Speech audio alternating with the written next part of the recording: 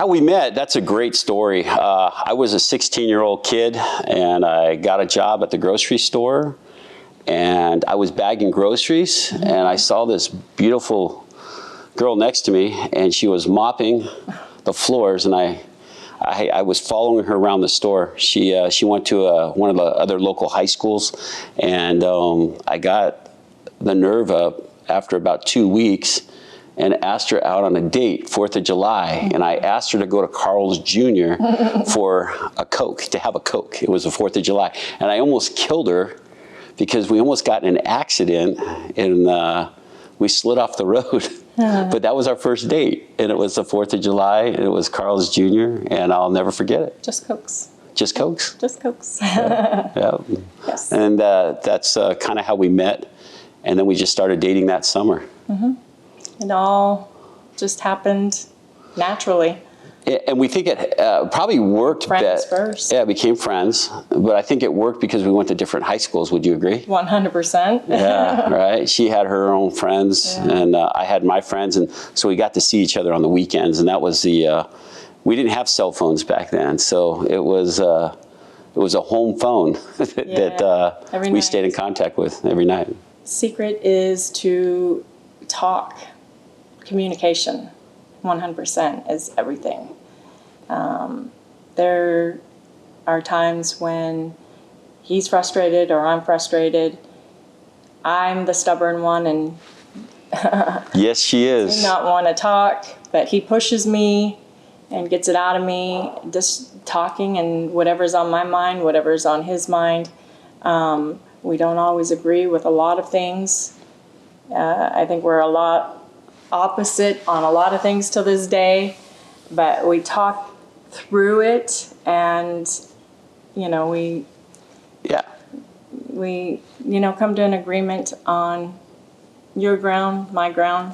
I agree with you 100%. I think that through all of these years, we got pregnant at an early age. I mean, we were 18, we were kids, and our parents said, "You're going to be married in 2 weeks." They told us we were getting married, and we were going to I saw us getting married anyways. Yeah. But her mom said, "You guys are getting married," and my mom agreed, and our parents got together and held the wedding, and we got married. And but 6 kids later, we had every 2 years we had another baby, and we took the hard road. We definitely took the hard road. Would you agree? Oh yeah, things were very tough for a long time, but we made it work. Yeah, and we did what we needed to. A lot of sacrifices. I mean, we definitely took the hard road, and we were very involved parents. We coached our kids' baseball, football teams. She was a team mom. Yeah. We were always there at every game for every child. So our kids were our life. Class, right? Or class, mom. Yeah, but I think the key ingredient was what she said. Talking through things.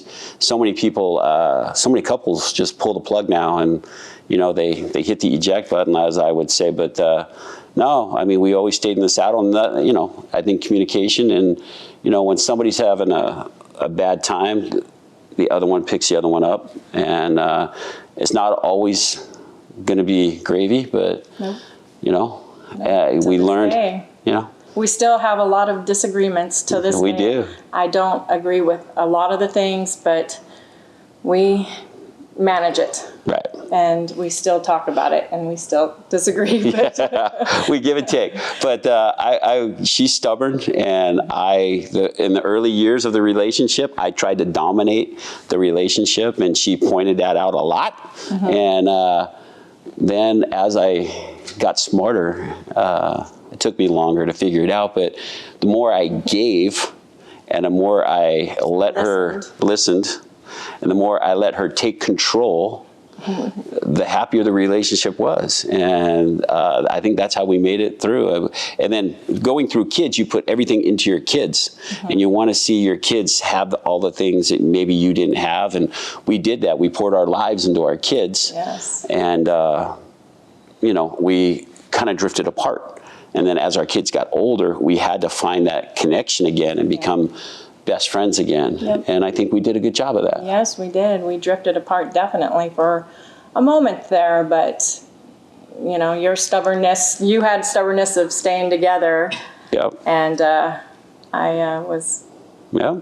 listening, you know, because We did. I didn't want to let it go either. So Yeah, because it could have been. we lost connection for a while, and it's just like, man, we invested so many years into this relationship. Let's try to be friends again, and let's try to be best friends. And I think that's the importance of the relationship, and that was the secret ingredient. Being best friends is crucial. It's the most important thing, and that's what we are. 100%. Yep.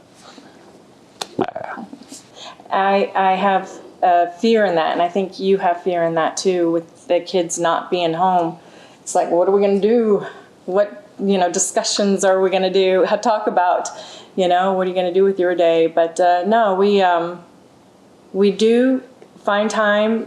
We call it a date night, which we do a couple times a week if we can, once a week even, but where we act like we're just boyfriend and girlfriend. I still call her my girlfriend, and it's more of a fun thing because, when you're courting a girl and you have a girlfriend, you want to keep it exciting, you want to keep it fun, you want to keep it interesting, and we found that having date nights and having that quality time is so important. But the best thing I think we figured out was getting away. Yes. So now our kids are older, so we could just leave at a moment's notice and be gone. So when things get stressed out and get tough, we flee. We take off and we go spend some time together somewhere, whether it be Vegas or California, or we even went on a European trip. We spent some time together, and that way we could talk about all the things and forget about the things that are bothering us, and have time together, and because you need that in a relationship. We need that, because if we don't, she knows when I'm quiet that things are bothering me, and she'll try to get it out of me if it's work or whatever. And I know when she's not, when something's wrong with her, if she feels like I'm neglecting the relationship because I'm not sharing, she lets me know. And so those date nights are very, very important. Yeah. With the kids when they were young, he's always pounded the pavement. He's always,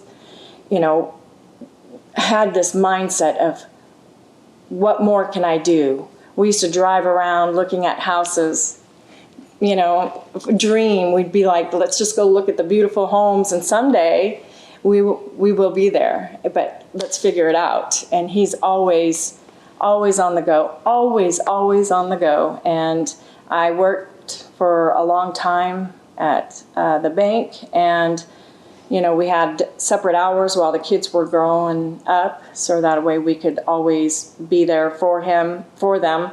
But it's difficult even now, more so, because he's always in the mindset of work. And so sometimes I have to reel him back in and tell him, he's not focusing on us. He's focusing on his work, which is fine. I let him do his thing. So I don't bother him day after day and week after. I know he is all about work. So when he is finally here at the house and he has a day off, which is rare, very rare, but it's enough time. Yeah. He starts pacing because all he can think about is work, and I've just learned to live with it. I know what's on his mind is work, and now I'm ready for him to go back. Yeah. Your day is good. Go. Yeah, so like she said, though, but the mindset, and I think the reason why we have been able to become successful in what we do is, and because we do dream, we still dream, we always dream. And, I was a slow learner, and I'm not afraid to say that. We had kids very, very young. I wasn't business savvy. I always waited for somebody to show me something. I just knew that I had the drive, because I think the key ingredient to success, I believe, is drive. So if you have the drive and you have tunnel vision and you're able to apply that, then he does amazing. He's found it, and I have to let him do it. So that's where I do not get in his way, because he is very focused and very driven on that next level. He's not maxed out either. He has a lot more in him. Yeah. So, and I have to let him do it. Yeah, and I'm always afraid, and she's right though, because when we do have time, it does take time to unwind. So even if we go on a vacation and it's a 2-week vacation with us, it's usually 2 or 3 days before you can finally let go of everything and just focus. On the phone. But because it's so difficult to drop everything, but when you drop everything, you got to get it all going again. Yeah. And so, because you got to get everything, all engines cranking again. So it does take time. Yes. But we've been working together. And I've learned how to be patient. Yes, she wasn't patient for a while, and now she's very patient. But I got to be careful not to neglect that. My wife had to give up her career. I mean, we knew that, with 6 kids, and somebody had to be here to keep the family together, because even now we're very tight knit as a family. Yes. Our 6 kids are still our life. We're very lucky in that standpoint that our kids actually enjoy our company. Yeah. We see all of our kids every day. So somebody had to be here. She's the glue that keeps us stuck together. And she's the focal point, and she's always been that way. And she gave up her career so that I can go out and do what needed to be done to make things happen. And that was the ultimate sacrifice, because, now she's at home and I'm out there, but she did trust, and it took a while. The kids are all older now, though, and my career can come back. Yeah. If I wanted to. Yeah, she could. She can. I stay here to try to help him. She has the ability to do anything she wants, but she chose to stay with the family and be the focus. And without her, none of this would have happened, right? Because if you don't have that backbone, she's been my backbone. If you don't have that support at home, and this would have never happened, because somebody had to be here to take care of the house. Somebody had to be here to take care of the kids. Pay the bills, just to make sure everything's still working. And we did raise a house of chaos, but it was a great chaos. Amazing, though. Yeah, it was great. I'm from a house of chaos. So, I had 4 brothers and a sister. And if you would have told me that we were going to have 6 kids, I would have never thought that. No, right? When we got married, we were never going to have 6 kids. Well, we never thought about it. We just did it. Yeah, that's true. They just kept coming out, right? They just kept coming out. Every 2 years, another one popped out. It must have been something in the water, because we had another baby, and then we had 2. We were done.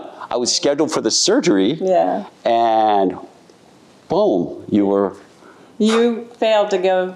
Yeah, I failed. I missed that surgery date, and then we had twins. So it was meant to be. Yes, it was. Right. Definitely. Never change it for the world. Our kids are our life. They are everything to us. So we do, like you said, we do still do everything with our kids. We do a date night. It's becoming less and less, because our kids love to hang out with us. Yes. We do double dates and so even now we have our kids go on our dates with us. And they call us on Friday night, Mom, Dad, what you doing? Let's go on a double date. Or, all of them, let's go do movie night. We all are in the movies. Yeah. Big old line. I do everything. But there's a good story behind this. Carl's Jr. is it's weird. I told you about our first date at Carl's Jr. When we got pregnant with our first kid, there was a payphone outside of Carl's Jr. And she was sick. She was having morning sickness. We didn't know what was wrong, but we thought she might be pregnant. And so I snuck her into my doctor. I snuck her into my doctor. She was still in high school, a senior. Almost graduated. And we got the results. And we used that payphone, and we found out, we were both on the phone, and they said, congratulations, the test results came back that you're positive. We didn't know what that meant. She goes, what does positive mean? They go, congratulations, you're having a baby. And she just starts bawling. And I'm just like, oh no. So we hung up the phone, and now we had to go tell our parents. But so first date night was there, and now we're getting the information that we're pregnant with our first child at Carl's Jr. And then years later, 4 kids later, now we're pregnant again with twins. and I'm out working, building the business. And I remember that phone call. She said that she was having morning sickness, and then she had a doctor's appointment to go and see, and they did an ultrasound. And I was in now we have cell phones. I'm sitting, would you not know? I'm in the Carl's Jr. parking lot, and she calls me, bawling her eyes out, because we're not having one child, we're now having two. And I'm in the Carl's Jr. parking lot. So that parking lot's very, very special to us. Carl's Jr., I don't know, I think Carl's Jr. is still there. But yeah, anyways, when we do our date nights, sometimes we drive by there and there's Carl's Jr. We'll never forget that corner. Yep. What is most important in our relationship, to me, a lot of people have to have love in their life, and you do, and I agree with that. I don't know how to live without having love in my life. So she has been my life for longer than I can remember. I mean, she has been my life since she was 16 years old. You know, we were 16-year-old kids, so I mean, she's everything to me. I mean, my whole life revolves around her. And I know she says I'm focused on work, but she is my why, and she knows that, and I've told her that. So, yeah, it's everything. And the 6 kids and what we've created. I mean, being successful is great, but, you know, successful is being loved, you know, having a family, a support group around you. And I think I'm the luckiest man in the world. I have that. I have 6 beautiful children that come to see their mother and father every day, and there's a lot of love there. And she's there for me when I get home, and you know, she's always thinking about me, and she's always worried about me. And I mean, that's everything. I mean, I'm literally pampered here. I mean, when I come home, and you know, everybody's always trying to help me. And even when I don't want to be helped, I'm a guy that has never been alone. I've never had to be alone. So like if I go on a trip out of town for even a day, I'm lost. If the family's gone somewhere and I'm by myself for a couple of minutes, I get agitated, I get antsy. It's like I don't know how to be alone. And so, yeah, I mean, family is everything. And without her in my life, you know, I don't know where I would be today. So it's love. It's love. You have to have love. Most definitely.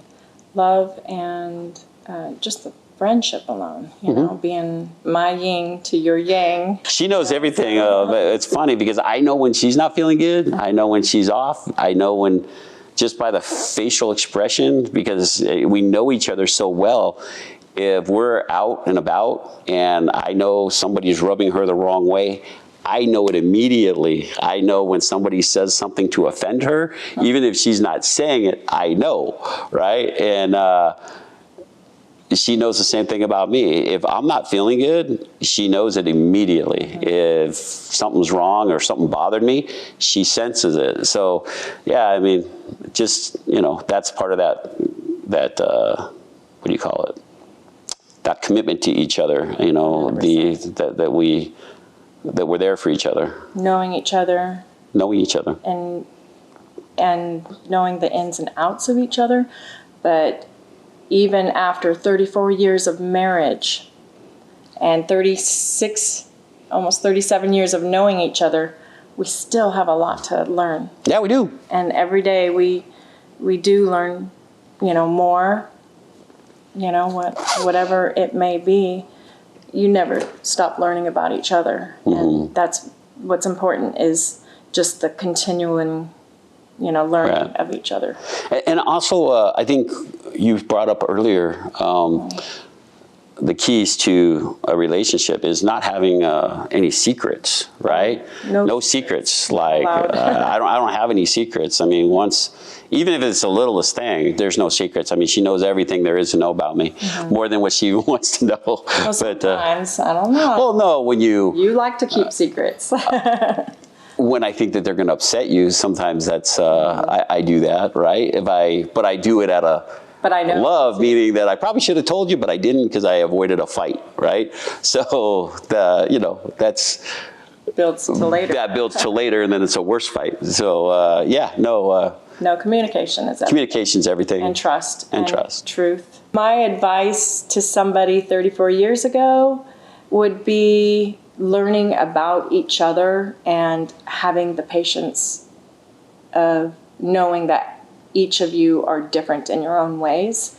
And so you have to accept the differences of each other. And, you know, I mean, because people get stuck in their way. They want it one direction and they don't want to veer off into learning new things, right? It's all about learning new things with each other and accepting it. Yeah. And the patience to doing so. Right. Yeah. And I would say if I had to talk to a young Troy 34 years ago, somebody that's looking, you know, that has aspirations, I mean, don't give up on your dreams. Right. You know what I mean? I mean, it took me years to figure it out. I was a very late bloomer, but you know, what happens is, yeah, confidence is everything. And having confidence in yourself and believing in yourself that if you keep trying, you're going to get knocked down. We've gotten knocked down how many times? I mean, you're going to have failure. And where you win is when you get back up and you try again. And you try again. So even if it's, I'm not talking about just business, I'm talking about relationships. I mean, I've faltered and I haven't been a great husband certain times and I wasn't a good father, but you know, making up for that, what I mean by that is, you know, you have your bad days, you know, and you sometimes make bad decisions and you didn't think about your spouse or you didn't think about your kids and you know, learning from those mistakes, right? And then even translating that into business, you know, don't give up. You know, if you have a dream and you have a passion, I think that's key. The drive is everything. You don't have to be the smartest guy in the room to be successful. You have to have the drive because through the journey, the experience, the knowledge will come, but it's attempting it and always moving forward. That's the key. And a lot of people you know, they fail because they don't get back up. They're afraid of failure. You can't be afraid of failure. You got to be willing to fail. Get back up, dust yourself off, and you keep going. 100%. And it's kind of great because now we're seeing our kids get older, and our kids are at that age where, you know, you want to see them start succeeding and doing things that you did. And I'm seeing my kids, I'm seeing the hunger in their eyes and I'm seeing them take off on their own journeys. And you just, the best feeling in the world is to see them accomplish something that's important to them, whatever it is. It doesn't matter what it is. You just want them to go out there and live their dreams. And so that's one thing they're still figuring it out. Yeah. And you and I push that. We say, whatever it is that you want to do, go do, because they're not into solar, right? So we created a company for our kids, and then we're watching them thrive. We created a secondary company, a lighting business. You know, it's called Firefly. I'm going to give it a plug, Firefly Lights. But we've created that for our kids, and they're out there killing it. And they love doing it too. Yeah. Solar wasn't for them, but now they're, you know, we always had big nights during the holidays with all the Christmas lights and everything, and we enjoyed putting them up as a family, and we would outdo the whole neighborhood, and now they made a business of it, so it's pretty neat to see that. And but we always tell them it is gonna, you know, you're gonna fall, you pick yourself up. You're gonna have to, So that's one thing that they are learning still till this day is learning how to fall and pick yourself up. Right. Whatever you want to do, it doesn't matter. You know, quit. Whatever you love, whatever you have a passion for, it could be anything. Just go after it. You know, it could be a relationship. It could be, you know, just life's short, and don't take it for granted. Do what you want to do and enjoy doing. And I believe that if you have a job, because I don't want to go to work every day. So what I do, I don't feel like I'm working. I have to be happy. I don't, you know, I have to enjoy what I'm doing or I don't want to do it. And you know that about me. If I'm not enjoying it, that's when it's time to get out, right? So once you stop enjoying what you're doing, you need, you know, it's time to find a change, you know, because you got to keep that passion. And I tell the kids that, I tell my wife that, and, you know, we all have our own interests, and It's important. Very important. And I think that's always been a fear too of mine is I don't want to stop wanting, because I think when you stop wanting and you stop dreaming, that's when life is going to catch up to you. And I don't want that. I don't want life to catch up to me. I want to keep living. I want to keep going. And even as we get older, you know, she and I, we have this crazy thing. We don't want to get old. We want to think like we're young, right? We always want to be young, and we want to think of ourselves as young. And so when I look into a mirror and I see gray hair and everything, it's like, God damn it. You know, we both do not want to age. So we try to stay young, and we do things to stay young, and we stay involved in our kids, and our kids do keep us young. They come and get us to go. They do. They every day they're here, and so I think the key is staying busy, and don't let life catch up to you. And when you are in the dumps, because it's going to happen. I'm a very positive person, and I try to keep all the negativity away. Anything that takes me down, I keep it out of the room. I never let negativity in, and a lot of people, that bothers a lot of people. But I don't want to be around negativity because it's a cancer. No. Right? And we know that. But you also got to keep it light, too. Right. Just laugh about things. Right. You gotta, some things you can't control. Yeah. Right? Right. But one thing, being happy, you can control. Do the things that you enjoy and be around the people that you enjoy being around. Definitely. And people that make you happy and feel good inside, that's who you want around you. Right? So surround yourself with people, like-minded people. Yeah, so definitely. That's a key. And we tell our kids that it's okay to want things. You know, a lot of people want things, and that want, what it does is it creates a drive, right? So it's like holding a carrot out in front of you, and you're going for that carrot. You're going to do whatever you got to do to get there and get it. And so it's okay to want things. And I'm a guy that wants a lot of things. You know, I'm never going to be happy. I'm never going to be satisfied. And I think that's okay. You got to be smart, right? Because you never know when a rainy day is going to come. So you want to be smart. Definitely. You want to make sure that you're making good decisions.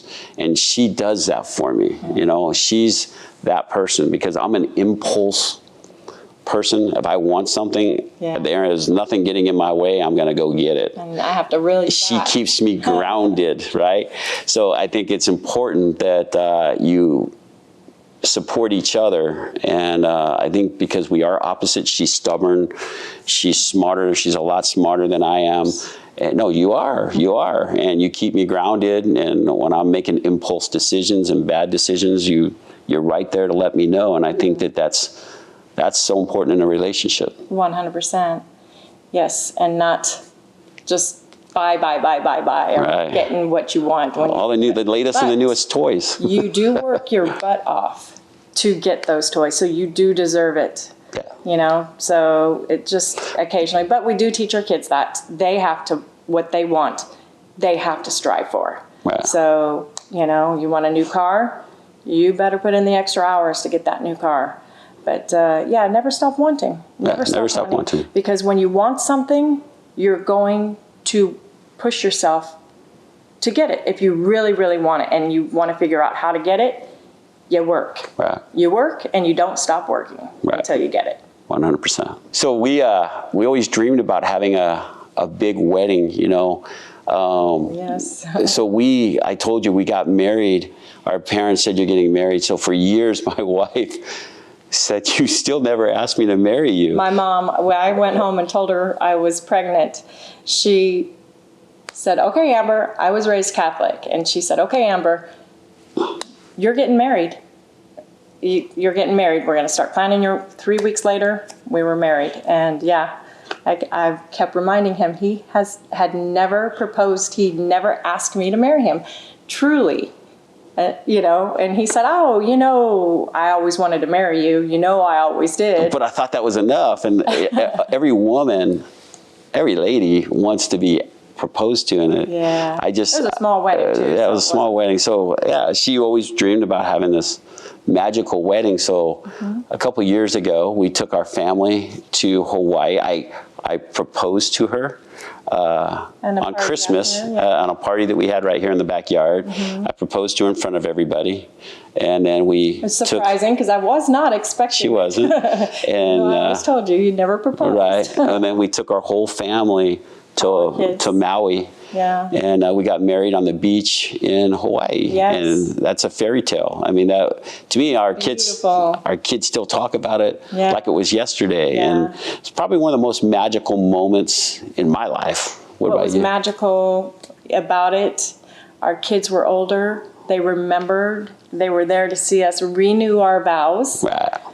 And you know, I was able to have my girls as my bridesmaids, and you know, and all my boys, groomsmen. And it was so amazing, and it was, you know, just us, and the kids absolutely still talk about it. It was perfect. So it was perfect. So that's very magical. That's a very magical moment. That's one of the most magical moments in our life. As far as adversity goes, we've had our adversity. It's hard. It's kind of hard not to get emotional, but you know, our kid was fighting a disease, you know, growing up. He got it at 15, ulcerative colitis, and we almost lost him a couple of times, and that was... He was in and out of the hospital his whole entire... He spent months in the hospital. Yeah, and it was touch and go for a couple of years, and that's a toll on any family. That's a toll on any marriage, and you want to blame each other, and... But he's healthy. We've been able to fight through it. He's a fighter. He's our oldest kid, and he was our firstborn. And he triumphed. And he's a warrior. I mean, to be able to still have the positive attitude that he has with everything that he's been through just makes us so proud. And then our second son, Jacob, and then we have a daughter, our first daughter, Brooke, and then we have another son, Colton.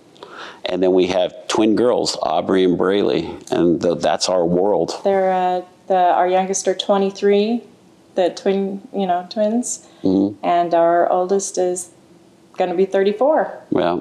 And it's crazy to think that, but we all get to go out and hang out together. And we're talking about adversity. Would you say that was probably the toughest thing that we had to go through as a family? 100%. Just praying that that he was going to be okay. Yeah. And once we knew that he was out of the woods, and